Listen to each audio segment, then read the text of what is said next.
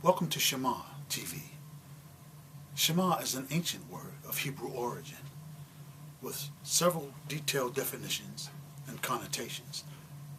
First, it means to hear, but not only to hear, but to listen. And not only to listen, but to listen intelligently and intently. Intently because a truth is about to be expounded, and intelligently because once this wisdom is gleaned by the listener, he or she is to proclaim the same truth to others. This program seeks this lofty goal, to ready a people and to inform a people of the second coming of the Messiah. I come from a small congregation in Baltimore, Maryland, in Baltimore City. It was a small congregation, and our shepherd of the congregation, our leader of the congregation of blessed memory, used to preach and teach every week for 4 hours straight. 4 hours at a clip. And we were glued to our seats. Not because we had to, but because we didn't want to miss anything. Once or twice a month, our leader, our shepherd of blessed memory, would say to the assembly, "Can we talk? I just want to talk to you today." His aim and purpose was to see what we had digested, because of course we had been fed, and we were continually being fed. But at some point, we have to digest something. I mean, we're eating, we're swallowing, we're tasting. But what is actually being absorbed? This is what his intent was. And that's the purpose of this program. To talk to you. To revisit some of the things that you have heard before, seen by different personalities, speakers, programs, and the like.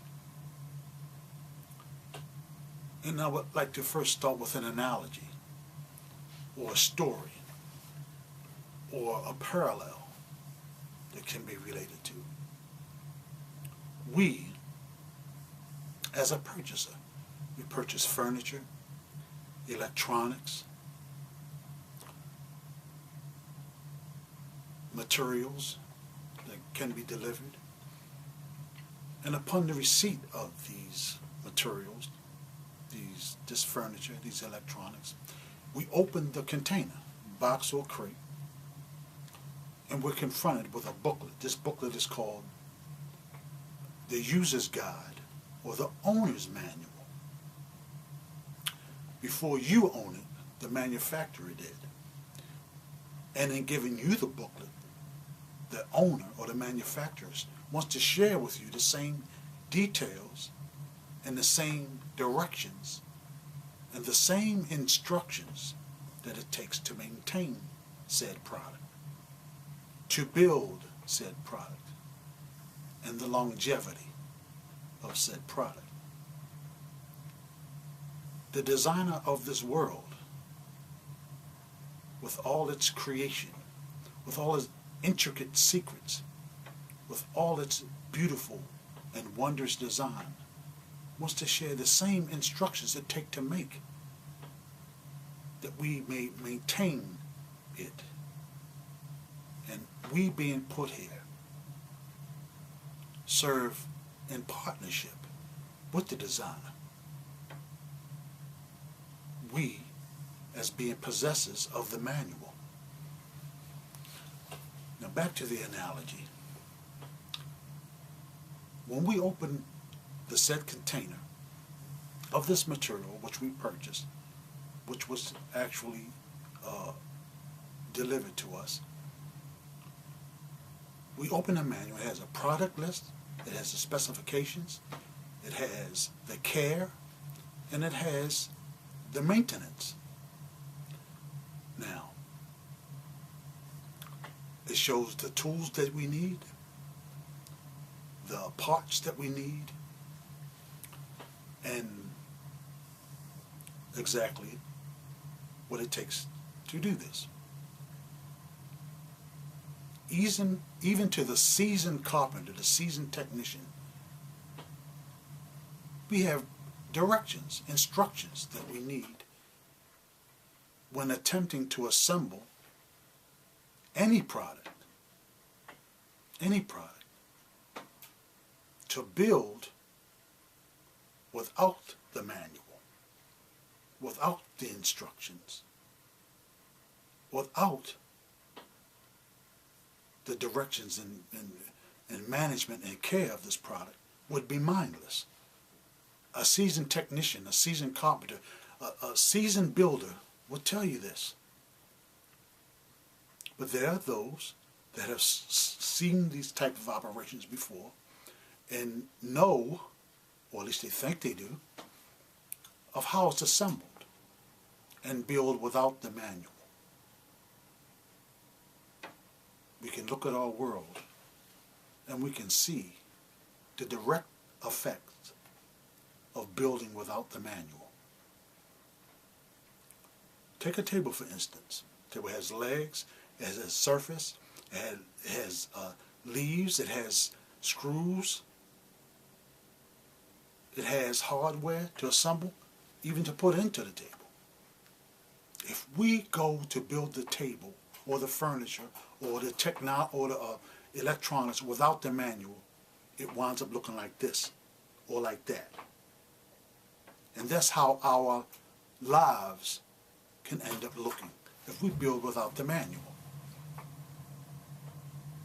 So, in the manual, this particular manual is called the Torah. Torah. Now, Torah is also a Hebrew word of ancient origins. And I say of ancient origins because it was given by the one they call the Ancient of Days. It means instructions. It's a book of instructions. It's a book of how to maintain successful life on earth for you and your descendants and the descendants of your descendants.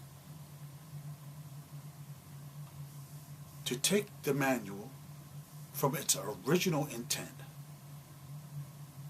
deliver it over into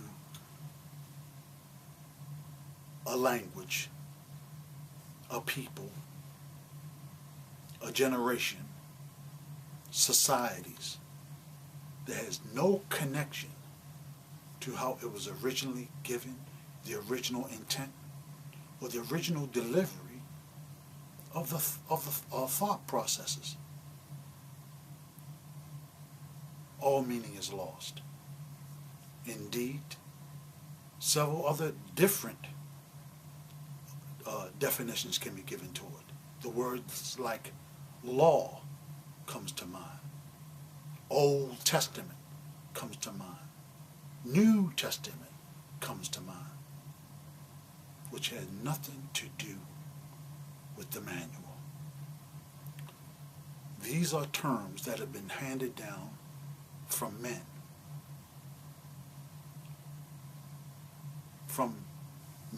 left to their own devices. And to get to the bottom of it, we have to return to the originality of it. It's a Hebrew book. Hebrew is the language that it was written in. Hebrew is the people that it was delivered to. And Hebrew is the people who properly observe the instructions because of the mindset that it was given in. Hebrew is a term that just means crossed over, repositioned, rethink, or taking stock of one's actions and finding out what the truth is and being able to correct their direction.